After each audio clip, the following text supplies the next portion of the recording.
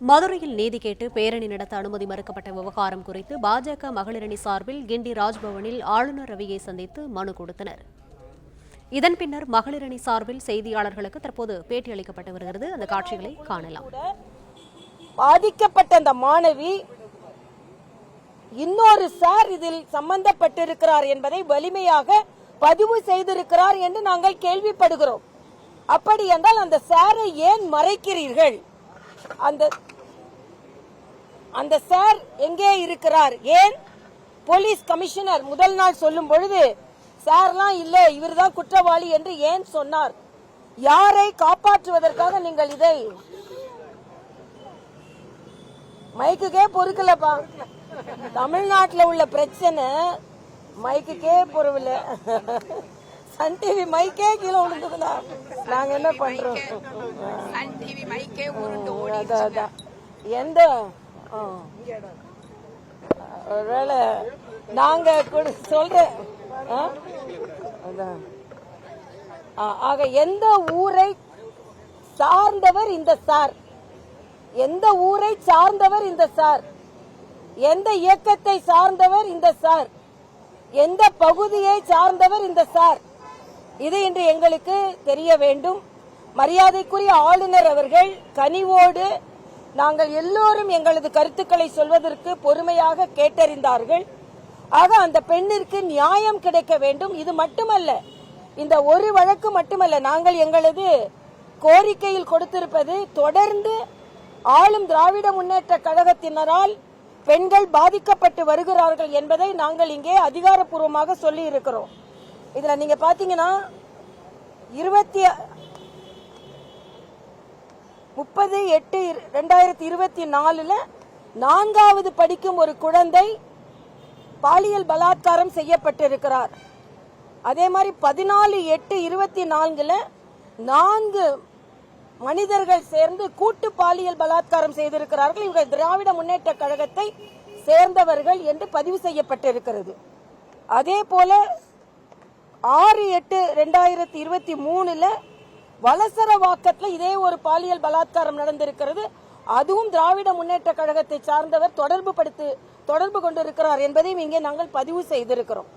அதே போல 12/4/2023 ஒரு 6 வயது குழந்தை பாலியல் பலாத்காரம் செய்யப்பட்டிருக்கிறது. அதற்கும் இவர்களுக்கு தொடர்பு இருக்கிறது.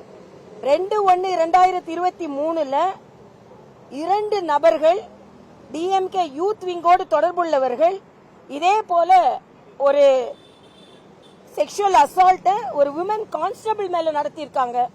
அதுவும் அதிகாரப்பூர்வமாக இங்கே பதிவு செய்யப்பட்டிருக்கிறது. 27/3/2022 மதுரையில் இதே மாதிரி போஸ்கோ ஆக்ட்ல ஒருத்தர் கைது செய்யப்பட்டிருக்கிறார். அதுவும் திராவிட முன்னேற்ற கழகத்தோடு தொடர்புடையவர். ஆக இது மட்டும் எவ்வளவோ பிரச்சனைகள் இன்று பெண்கள் பாதிக்கப்பட்டிருக்கிறார்கள். நாங்கள் எல்லோரும் சேர்ந்து குற்றம் சாட்டுகிறோம். தமிழகத்தில் பெண்களுக்கு பாதுகாப்பில்லை. தமிழகத்தில் கல்வி கற்கும் பல்கலைக்கழகங்களுக்குள்ளே பெண்களுக்கு பாதுகாப்பில்லை. ஆக இது உயர்கல்வி அமைச்சர் சொல்ற மாதிரி ஏதோ ஒன்னு நிகழ்வு நடந்துருச்சு, இதை விட்டுட்டு போக வேண்டியதானே. எங்களால போக முடியாது. ஏன்னா எல்லோரும் பாதுகாப்பாக இருக்க வேண்டும். இதுல நிர்பயா ஃபண்டை எப்படி நீங்க செலவு பண்ணிருக்கீங்க? இதுல இன்னும் ஏன் பலவற்றை மறைக்க பார்த்தீர்கள்? ஏன் உயர்கல்வி அமைச்சரின் கருத்துக்கும் போலீஸ் கமிஷனரோட கருத்துக்கும் மாறுபட்ட கருத்து இருந்தது? ஏன் இன்னொரு சாரை நீங்கள் மறைக்க பார்த்தீர்கள்? அதே போல இன்னைக்கு முதலமைச்சரோ துணை முதலமைச்சரோ ஏன் தனது குரலை எழுப்பவில்லை? எங்கோ ஒரு மாநிலத்தில் இருந்தா உடனே முதலமைச்சர் பேசுவார். தனது மாநிலத்தில் இப்படிப்பட்ட ஒரு பிரச்சனை நடந்து கொண்டிருக்கிறது, ஏன் நீங்கள் வாயை திறக்கவில்லை? அதுல வேற சகோதரி கனிமொழி சொல்றாங்க, விசாரணை முடிஞ்சிட்டுனா யார் அந்த சார்னு தெரிஞ்சிருதான். ஆக விசாரணை சரியா நடக்காதுன்றதுனால நாங்க பயப்படுகிறோம். ஏனென்றால் குற்றவாளிகளுக்கு நீங்கள் உறுதுணையாக இருக்கிறீர்கள். திராவிட முன்னேற்ற கழக திராவிட மாடல் அரசு குற்றவாளிகளுக்கு உறுதுணையாக இருக்கிறது. இங்கே போராடும் பெண் தலைவர்கள் கைதாகிறார்கள், ஆனால் கைதாக வேண்டிய குற்றவாளிகள் நடமாடுவார்கள். இதுதான் திராவிட மாடல் அரசு. இது மிகவும் கண்டிக்கத்தக்கது. இதை போல நிகழ்வுகள் இனிமேல் நடக்கக்கூடாது. விசாரணை இன்னொன்று சிபிஐ விசாரணை வந்தால் மட்டுமே இங்கே உள்ள பாராபட்சமான நிகழ்வுகள் வெளிக்கொணரப்படும்.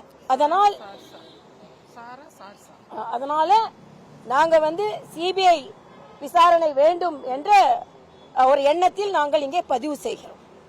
சொல்லணுமா?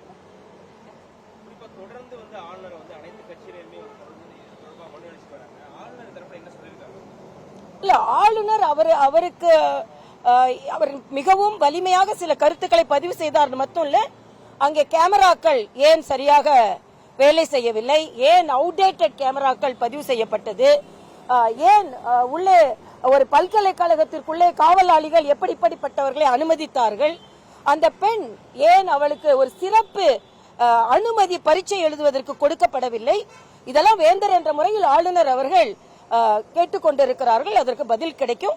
ஆனா குற்றவாளி தண்டிக்கப்பட வேண்டும் என்று வரும்பொழுது விசாரணை தீவிரமாக நடைபெற வேண்டும்.